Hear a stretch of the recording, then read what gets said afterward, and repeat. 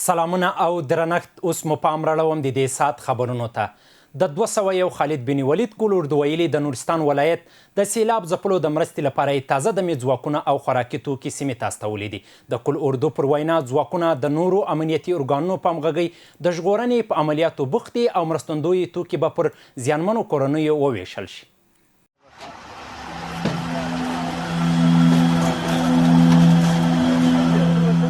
د اسلامي امارت ویان مولوي ذبیح الله مجاهد نورستان کې د پرونیو سیلابونو له امله پر اوښتې مار ژوبلې خواشیني څرګنده کړې.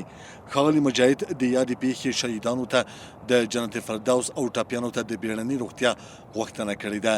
د نوموړي په وینا د اسلامي امارت ټول ارګانونه د سیلاب ځپلو د سر او مال ژغورنې لپاره لاس په کار شوي او هیله یې څرګنده کړې چې ښه رسېدنه به ورته وشي. په همدې حال کې د 201 خالد بن ولید قول اردو ویلي چې د نورستان ولایت د سیلاب ځپلو د مرستې او ژغورنې لپاره یې تازه دمې ځواکونه او خوراکي توکي سیمې ته استولي دي. د یاد قول اردو ویان وحید الله محمدي ویلي د دوشنبې ورځې د سختو اورښتونو له امله د نورستان ولایت په مرکز پارون کې سیلابونه راوتلي چې خلکو ته یې ځاني او مالي زیانونه اړولي دي. د نوموړي په وینا د قول اردو ځواکونه د نورو امنیتي بنسټونو په همغږۍ د ژغورنې او مرستې په عملیاتو بوخت دي او هڅه کوي زیانمنو سیمو ته پر وخت رسېدنه وکړي. بسم الله الرحمن الرحیم. همدا اوس تاسو ګورئ چې شاوخوا 10 بجې دي. پرون سیلابونه رامنځته شوي دي او اوس هم په پارون ښار کې قرار لرو. زموږ ګرځنده عملیاتي ټیمونه لګیا دي د جسدونو په ښکلو کې. د لومړنیو معلوماتو له مخې 3 شهیدان لرو چې په دغه کې د 14 شهیدانو جسدونه ښکل شوي دي. په دغه شهیدانو کې یوه ماشومه یوه ښځینه شامله ده او جسدونه انتقال شوي دي روغتون ته. د دې تر څنګ 3 تنه ټپیان هم ښکل شوي دي چې هغه هم روغتون کې تر درملنې لاندې دي. بیا هم د ولایتي ادارې تر رهبریت لاندې زموږ کاري ټیمونه په ساحه کې لګیا دي که هغه زموږ امنیتي ځواکونه دي، ولسونه دي، سره میاشت ده، حوادثو ریاست ده. د دې تر څنګ د بېلابېلو ریاستونو مسؤلین راغلي دي دلته د جسدونو په ښکېلو کې یا په راویستلو کې مسؤل دي. د پارون سیلابونو کې 115 کسان نادرکه دي چې د 10 کسانو جسدونه تر اوسه موندل شوي دي او د ژغورنې عملیات دغه راز دوام لري. د ځایي چارواکو په خبره په دې سیلابونو کې خلکو ته 15 میلیون ډالر مالي تاوان رسېدلی دی. او سیلاب راغلی او مکمل مالي ځاني نقصانات خلکو ته ورسول. سخت مشکل پیدا کړ. بس دلته هغه غټ مارکیټونه او ښاروالۍ مارکیټ و هوټل او داسې نور هم ډېرې ودانۍ نه وې، بس لاړې د منځه ختم شو. د یادونه چې پرون شاوخوا 3 بجې د نورستان په مرکز پارون ښار او یو شمېر نورو سیمو کې زورور سیلابونه راوتلي وو چې له امله خلکو ته پر درنو مالي زیانونو سربیره مرګ ژوبله هم اوښتې ده. د امریکا مرکزي قومندانۍ ویلي پر ایران د هوایي بریدونو نوی پړاو ترسره کړی ده او ټینګار یې کړی چې د هرمز تنګي له لارې د سلګونو سوداګریزو بیړیو بدرګه کړې ده. په همدې حال کې د امریکا د بهرنیو چارو وزیر مارکو روبیو ویلي واشنګټن لا هم له ایران سره د ډیپلوماټیک حل لارې ملاتړ کوي او د هرمز تنګي د خوندي او ازادي تګ راتګ غوښتنه کوي.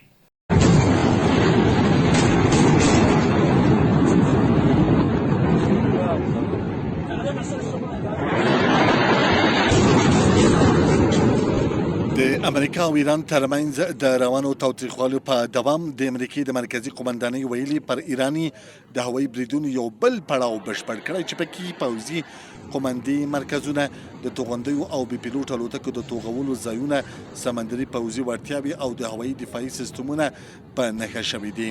سنټکام زیاته کړې چې د مۍ میاشتې له پیل راهیسې د هرمز تنګي له لارې د شاوخوا 900 سوداګریزو بیړیو چې نږدې 450 میلیونه بیرله خام تیل یې لیږدول بدرګه کړي دي. د یادې قومندانۍ په وینا ځواکونه یې لا هم چمتو دي چې ایران د ملکي سوداګریزو بیړیو پر ضد د هر ډول بریدونو په اړه مسؤل وبولي. سنټکام ویلي د ایران پر ضد روان هوایي بریدونه د جولای له 11 نیټې راهیسې په پرله پسې ډول دوام لري. د دې سره سم د امریکې د بهرنیو چارو وزیر مارک روبیو ویلي د هرمز تنګي باید د نړیوالو بیړیو پر مخ خلاص وي او پر سوداګریزو بیړیو بریدونه باید ونه شي. هغه ټینګار کړی چې امریکا لا هم له ایران سره د ډیپلوماټیکو حل لارې ته چمتو دی او د خبرو اترو هڅو ته به دوام ورکړي. Well, they're not complying with it.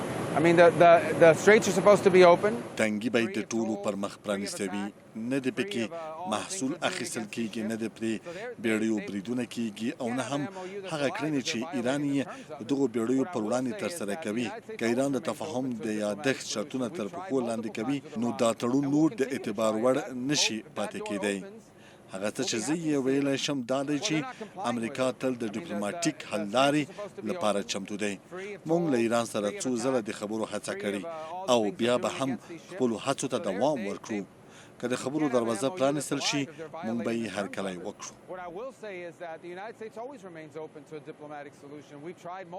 په همدې حال کې د ایران پوځ ادعا کړې چې کویټ کې د امریکا عارف جان په نوم هغه پوځي اډه په نښه کړې چېرته چې همارس توغندیز سیستم فعال و.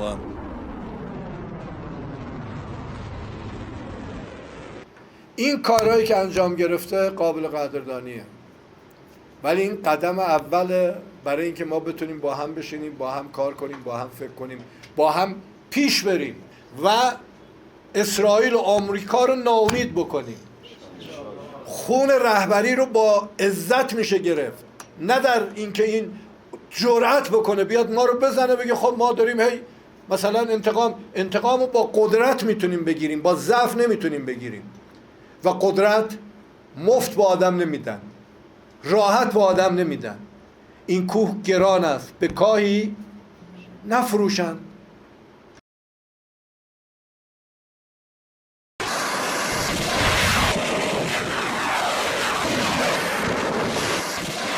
تسلیم خبري اژانس د ایران سپاه پاسدارانو له قوله لیکلي چې د امریکا پوځي اډه یې د دوشنبې په ورځ په توغندیو ویشتل او د هغوی مزایلو سیستم یې په نښه کړی. د فارس خبري اژانس بیا خبر ورکړی چې د ایران په سویلي اوبو کې د یونان د تیلو ټانکر په یو نامعلوم برید کې په نښه شوی چې له امله یې دغه ټانکر وړونکې کښتۍ په سمندر کې ولاړه ده. د پاکستان د جماعت علما اسلام مشر مولانا فضل الرحمن ویلي د پاکستان حکومت امریکا ته پر افغانستان د یرغل او هوایي بریدونو زمینه برابره کړې وه او امریکایي الوتکې به د پاکستان له فضا د افغانستان د بریدونو لپاره کار اخیستو. نوموړي همداراز ویلي چې پاکستان هیڅکله افغانستان ته د وسلوالو د تګ مخه نه ده نیولې. پر پاکستانی حکومت د دغه هیواد جمعیت علمای اسلام ګوند مشر مولانا فضل الرحمن د توندو نیوکو په دوام تازه نوموړي ویلي چې امریکایي الوتکو به د پاکستان له خاورې پر افغانستان بریدونه کول.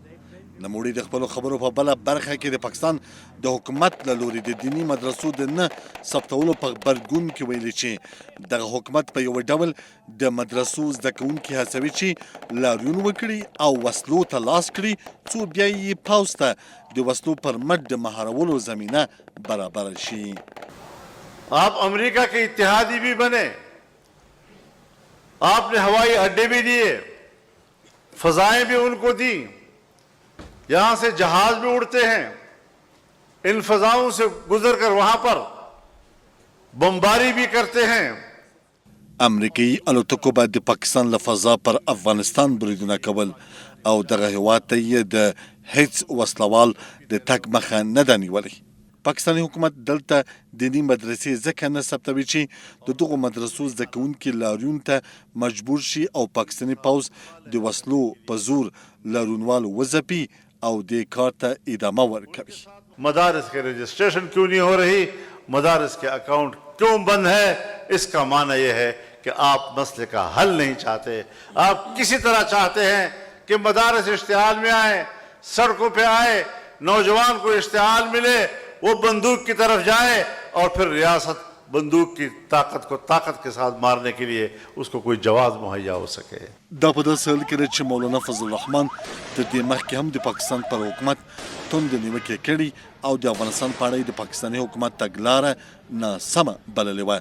هغه همداراز ویلي چې که پاکستان په خپل هیواد کې امنیت غواړي باید له ګاونډي هیوادونو سره په خپله تګلاره کې بدلون راولي او دغه هیواد پخوانی لومړی وزیر عمران خان هم له بندخونې څخه آزاد کړي. د یادوله چې په مولانا فضل الرحمن سربیره یو شمېر نورو پاکستاني چارواکو او سیاسي څیرو هم پر خپل حکومت توندو نیوکو ته دوام ورکړی دی. درنو لیدونکو زموږ خبري ساعت په همدې ځای پای ته ورسېدو. تر بیا ښې چارې.